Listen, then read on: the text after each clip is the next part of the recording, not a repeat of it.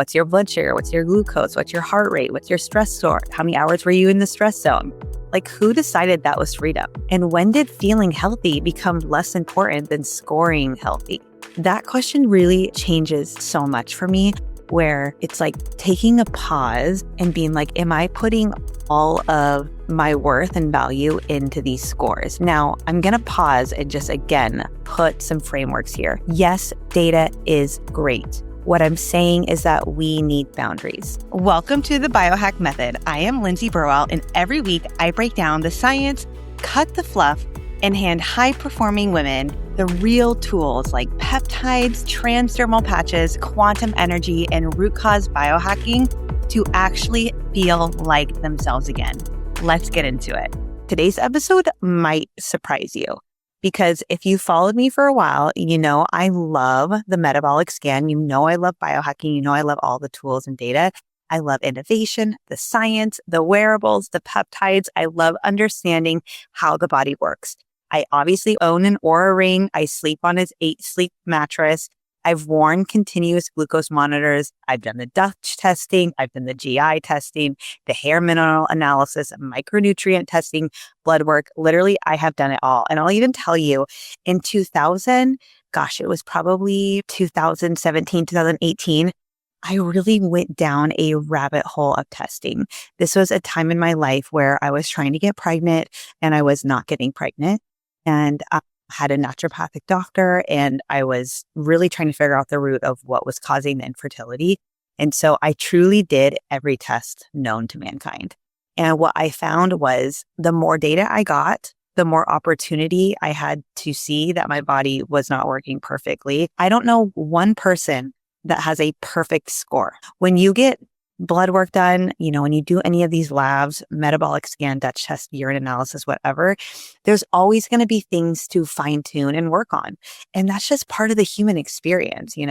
Our world, the world that we live in, is so far away from the world we were designed to live in.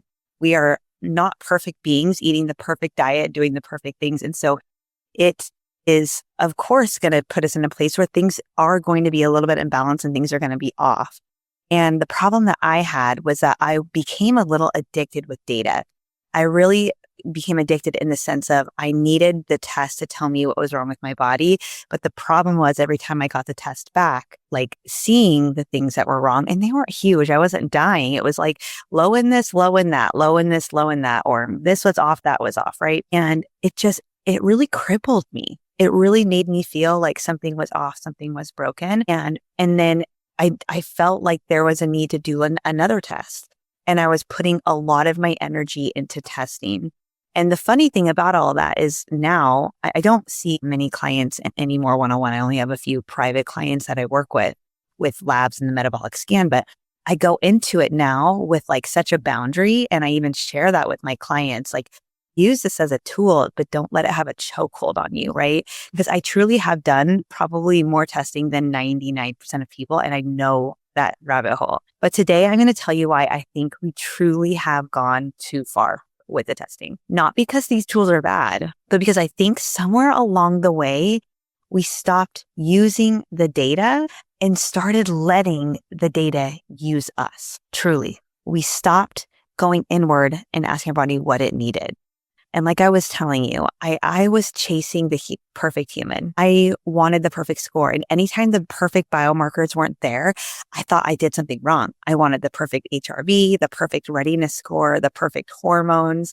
And again, anytime it wasn't there, I thought I did something wrong. And I will tell you now, like, yes, my sleep scores are great. And, I just did this whole like longevity age test, and my numbers looked good, but I will say there were things still off, right? Like my something's going on with my cardiovascular.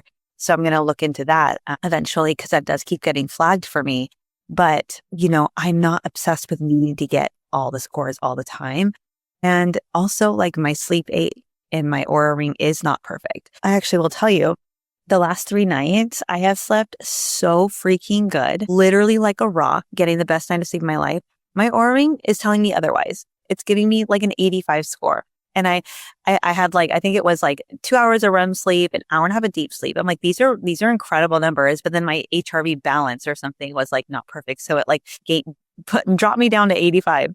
And so I say all that to say, you know, the data can be a slippery slope. And sometimes like every new test that would come out for you, it might not put you in true alignment. And that's why we want to make sure that like every test, with the wearables you're wearing, the next protocol you might be implementing, like you're really creating boundaries with that and not getting it to a place where you're second guessing yourself on what's actually going on or how you actually feel. And something I too realized was with all these tests, it wasn't like I was really becoming healthier. With all the tests, I was actually just becoming more dependent on the other person or the test to tell me how I was doing or the trackable to tell me how I was doing, right? And this is where I'm feeling very polarizing lately and really wanting to like kind of dive into really just the health culture, right? And just how the health culture right now is really making wellness feel like a full-time job. And I actually made a joke about this on my Instagram. I was like, it's like a full-time job taking care of yourself these days. The world doesn't make it easy just to wake up and be feeling incredible. Like it can really be this full-time job where like every single morning, you're checking your Oura ring, you're checking your HRV. How did you sleep? You're doing all the hacks throughout the day. What's your recovery score? What's your sleep score? How many calories did you burn that workout? Was it even a good enough workout? Did you hit 500 calories? The macros. Did you get your 10,000 steps in? Did you get your 130 grams of protein? Are you drinking half your body weight in water? What's your blood sugar? What's your glucose? What's your heart rate? What's your stress score? How many hours were you in the stress zone? Like who decided that was freedom? And when did feeling healthy become less important than scoring healthy? Right? That question really changes so much for me, where it's like taking a pause and being like, am I putting all of my worth and value into these scores? Now, I'm going to pause and just again, put some frameworks here. Yes, data is great. What I'm saying is that we need boundaries. And I'm telling you this from a place of just like new promptings that I'm noticing and just, in the history of being in this industry, when I'm noticing this shift in and telling you full transparency, like I'm still wearing my Oura ring, but I'll tell you like in the last few weeks, I just don't care. I don't care what it has to say. I care how I feel, and there's days I don't even check it. I actually like have put boundaries where I'm like, do I need to know how good I slept or can I just ask my body, Lindsey, how good did you sleep last night? I feel great. I have all the energy I need to get through this day. And so really just creating the mindset of it's amazing to have the data, but don't let the data rule you. Because ultimately dropping in and going inward and asking your body, like, how do you feel is one of the most powerful things that you can do today. Have the data. Use it for maybe even just a little trial period to get some frameworks, to dial some things in. But don't forget the inner wisdom and the inner knowing that you have about your body. It's so powerful. And sometimes the world is so loud, and when we can quiet down the world a little bit and go inward and ask ourselves, that's where we can get the most clarity, the most downloads, the most knowing about what our body needs and where it might be in balance than any tool could. And not to mention, like, these tools were created for the average person. Like, we are all so different. These tests are also based on the average test scores within a certain range that someone decided, right? But we are also different. Also, not to mention with lab work, and when you're getting lab work done, by the way, like, that is a snapshot in time. Your hormones, your blood is changing not just all day long in a 24-hour period, but all month long. So you could be getting lab works done in the morning, in the midday, and at night, and it can look completely different.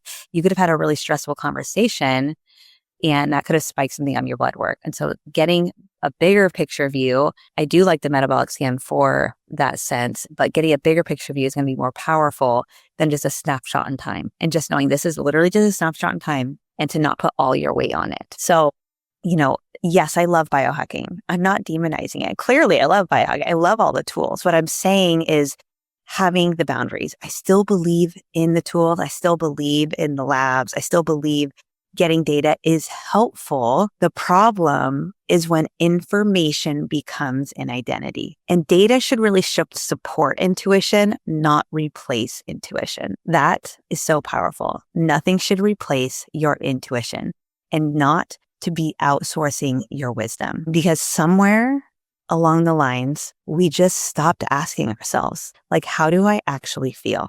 And instead, what does my watch say? What does Instagram say? What does my Oura Ring say? What does my coach say? What do my labs say? We have outsourced wisdom in so many areas of our life, but your body has been communicating with you your entire life. You just stopped listening to it. Most of us have. And sometimes it just takes a moment to pause and remember, like, I need to start getting back into alignment. So my new framework that I'm really dialing into right now is my wellness philosophy is different and it's changed. It's all about the foundations, okay?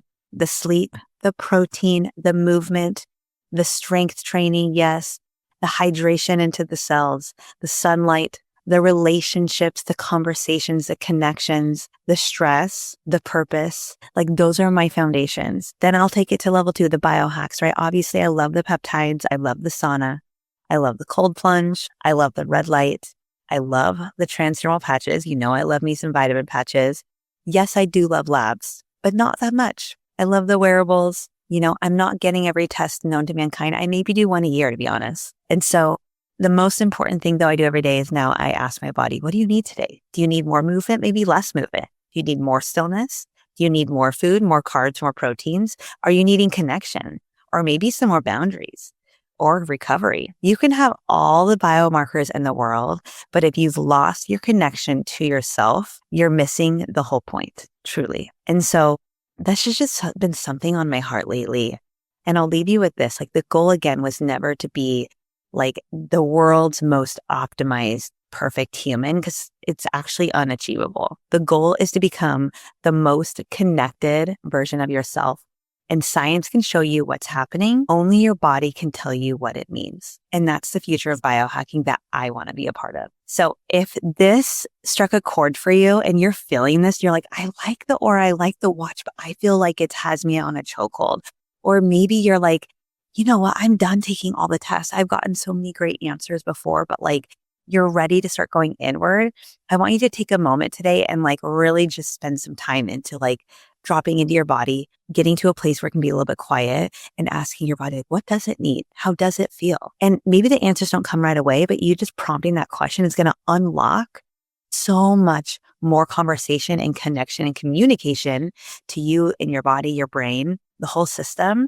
And that's really the first step. So I'm going to be talking more about this because it is just like a raging fire inside me right now, like really dismantling and polarizing this part of the wellness industry. So stay tuned for more of that. But if you love this episode, I would love if you left a comment. If this resonates with you, if you were like in the same boat as me, I would love to know, because I'm like, let's go to lunch. Let's talk about this because I need a friend to like really dig more into this. But I love that you're here. I so appreciate you just being in my life, being connected into this universe and being on this evolution of expansion, truly. All right. Take care. Have an amazing day. That's it for today's episode of the Biohacked Method. If this lit something up in you, share it, tag me at Lindsey Burwell Wellness, and drop a review. It genuinely helps this show reach more women who really need it. I'll see you next time.